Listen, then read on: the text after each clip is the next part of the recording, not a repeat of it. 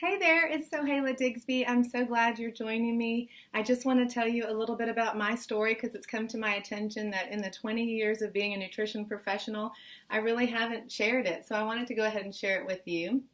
I was interested in nutrition as a high schooler because my sister did a health class, my older sister, and had to count some calories and get to know some things and so about her nutrition. And so I wanted to help. And I was just in ninth grade when I did that, and still in 10th grade, I was the prepubescent runt of the 10th grade class, not having developed it all yet, and knowing that my friends were, and they were telling me no matter what, if you see or feel fat, avoid it like the plague, and eat less and exercise until it's gone when it comes. So I had made a mental note of that as I was growing up. But that summer, I had my growth spurt and I gained about 20 or 30 pounds in one summer and about 4 inches. And when I came back to school, I kept hearing, "What happened to you?" And then I started back with my dance company and I kept hearing, "What happened to you? What happened to this skinny Sohaila that we knew all those years whose bangs was bigger than her whole body?" So I kept trying to figure out what did happen to me. And I had to do some investigating to see, and it was really just puberty, but as everybody kept talking, I kept really trying to pay attention and keep my curves in my neon plastic 90s shorts. And by the time I went to college as a freshman, I started lifting weights and became really interested in fitness and declared my major as a dietitian and started teaching fitness classes and working at the gym, acquainting people on the machines and becoming an instructor and declaring my major. And then once you're a dietetics major and a fitness instructor, you get a lot of extra attention. So people were watching what I was doing and asking and watching me take every bite in the dining hall and saying things like, "I can't believe you ate a brownie." And I was allowing things like that to shape my values regarding food over those college years. And between studying food and being studied by onlookers, I found myself having a hard time going through the day without thinking about food and how it impacted my body as one of my main thoughts. And I thought in order to be lean, I would have to do the exercise and eating thing just perfectly. And I didn't realize until I was pretty much in too deep that by way of my healthy intentions and efforts, I was becoming consumed to a point that was no longer healthy. Food and movement became a big part of my identity and way too big of a part, and it started crowding out other things that were more important. And by the time I finished college, I had been counting calories and killing the cardio in the gym for 7 years straight. Each year, I was almost unintentionally reducing my calories, figuring that if 1,600 worked, okay, 1,400 would help me lose a little more weight, and 1,200 would help me lose a little more weight, and 1,000 calories would help me lose a little more weight, and going down and down without even realizing it. But my roommates and study buddies and boyfriend, now husband, were concerned, and they had their own versions of talks with me, telling me that maybe I had an eating disorder. And I wasn't grossly skinny, so I knew I didn't have an eating disorder. Plus, I was a dietetics major, and I knew what qualified as an eating disorder, and I didn't meet those specific criteria. And I just began to believe that no matter how much I studied, I was not going to be able to master this calories in, calories out thing and lose this 5 or 10 pounds that I had been trying my hardest to lose for the past many years.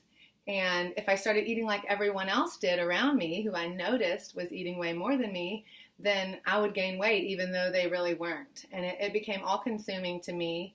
And so was my gym time. My knees were hurting really bad every day, and I was just avoiding the knowledge of that and working out borderline excessively, thinking that if I didn't, what would happen? And at first I was just trying to do what I thought was best, and I defended it and said it was healthy. And then after a few years had gone by, I knew I was out of balance, and then I felt stuck because I didn't know how to fix it. I wasn't losing weight on the low-calorie diet anymore, and I had reduced and still wasn't losing. And so I thought, if I started to eat more like I knew I should, surely it would turn into one of those seasons again where everybody kept saying, "What happened to you?"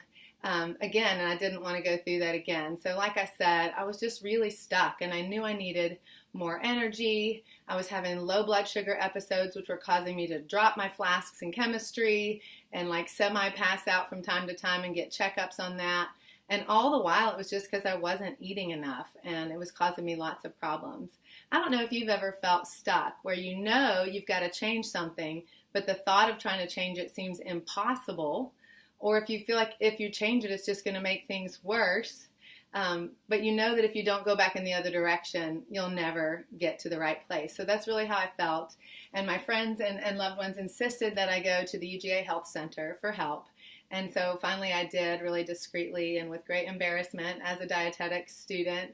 And so I went kind of privately and met with somebody there, and she told me that I needed to eat at least twice what I was eating. And I was just too overwhelmed to think about how was I going to do that starting tomorrow and not blow up and gain even more. So I didn't want to test that. And meanwhile, the comments were still coming from other people who knew I was in fitness and who knew I was a dietetics major.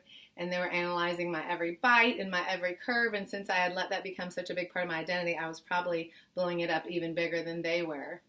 But I got to the point where I was avoiding social situations so I wouldn't have to face the foods I wanted so badly while I had been just restricting.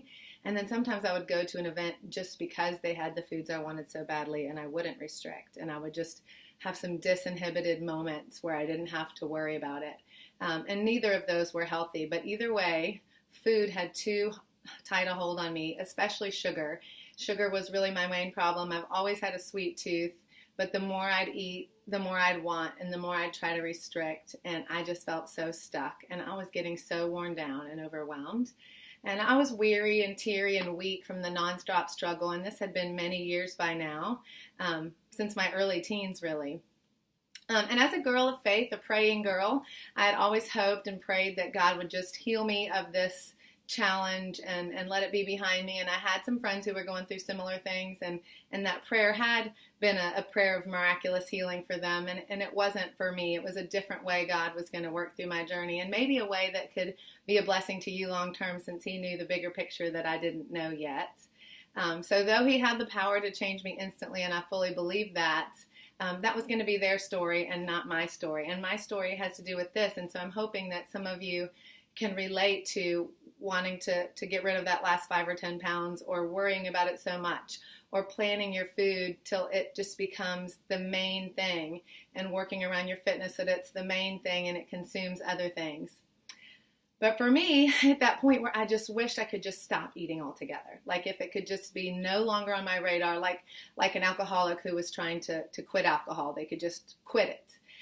But that's not an option, because food had to be part of everyday life, and I had to find a way to be whole and still take in food and face it every day, and give food and exercise its rightful place in my life, which would be to help me fuel myself for the other things that I was intended to do, rather than my whole world to revolve around food and exercise. And so I was hoping at first, once I made that decision to just let some of that power it had over me go, I was really hoping for a quick fix, for a quickly answered prayer, for maybe I would lose 5 or 10 pounds and it would just be off my radar because I would be under that threshold where I had to worry about it.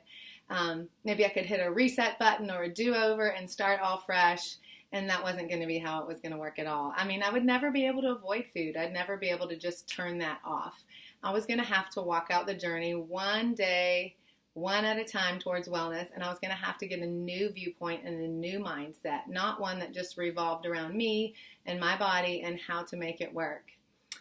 You might wonder why I wasn't losing weight on that low-calorie diet, and I'd love to share that and some other tips with you, because actually I'm leaner now in my 40s than I was then, and eating a lot more. And I had to figure out lots of different things. And I put a lot of them on paper and in my books, and that's why I'm so passionate about this, is because I've seen so many other fitness friends and exercise enthusiasts and ex-dancers and athletes and just normal mere mortals that are trying to get rid of pregnancy weight and everything else struggle to a point where weight becomes like smack on the throne of our hearts instead of the other things. So I thought I was being very healthy, and I thought I was doing the right thing, and then it just went too far. And I really didn't have the energy or the strength, and I had to escape it somehow, but it really wasn't going to be that way. So I had to step by step strategically learn to live with hope. I had to choose purpose-driven days, one day at a time. I had to set up a system and an environment around me that would help prompt me toward success, because ultimately I couldn't make everything work. Even if I had great discipline, there was so much more to it. And I had to learn how to get more value from other things besides my six pack that I could only keep for a day or two, because it's just so hard to keep it.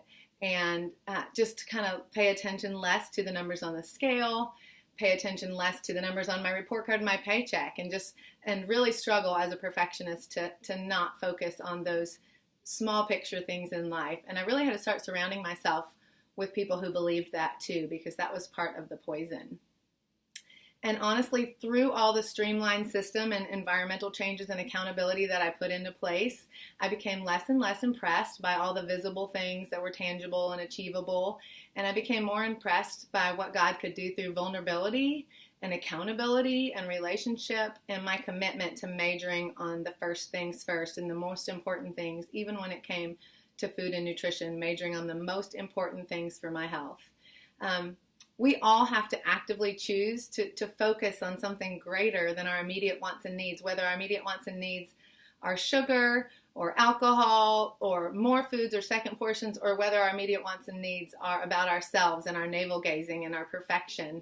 And it's hard to do that. There's lots of steps that come into place, and I really have worked hard to create an environment and a system to help other people streamline that journey too. And then put us around people that propel us towards progress, and bring us awareness of that downslide that can happen down that slippery slope to a place of sorrow and regret and senselessness. I mean, really, to lose so many years of joy and to hide out and be unavailable and checked out and barely surviving for so many years is really sad. And so each day I live decisively with resolve and welcome accountability and community, and take very careful steps that I'd love to share with you.